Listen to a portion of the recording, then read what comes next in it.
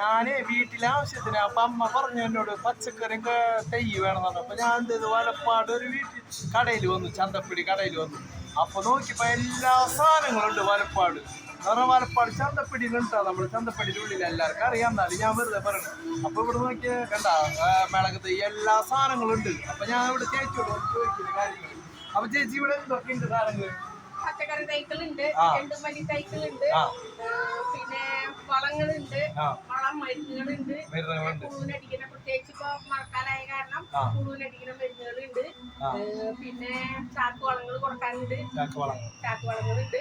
ലൂസായിട്ട് ഓരോ കിലോന് 50 രൂപ 40 രൂപ ഈ വീതമുള്ള വളങ്ങളുണ്ട്. ചെടി വെക്കാനുള്ള കവറുകളുണ്ട്. പിന്നെ ചെതലിനുള്ള മരുന്നുകൾ, പിന്നെ ജമ്പ് എന്ന് പറഞ്ഞിട്ടൊരു മരുന്നുണ്ട് ഇവിടെ ഉണ്ടിലുള്ളത്, 6 മാസത്തേക്ക് വരുന്നുണ്ട്.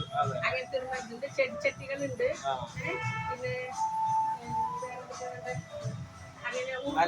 എല്ലാ സാധനങ്ങളും ഉണ്ട്. അപ്പൊ നമ്മളെ കൃഷിക്ക് പറ്റിയ സാധനങ്ങൾ എല്ലാ സാധനങ്ങളും നമ്മുടെ ചേച്ചികള് കയറുകള് എല്ലാ സാധനങ്ങളും ഉണ്ട്. ഞാൻ ഞെട്ടിപ്പോയി കണ്ട ചെറിയ കട എല്ലാ സാധനങ്ങളും ഇവിടെ കിട്ടും. അതാണ് നമ്മുടെ വലപ്പാട് ചന്തപ്പടിയുടെ ഉള്ളിലുണ്ടാ.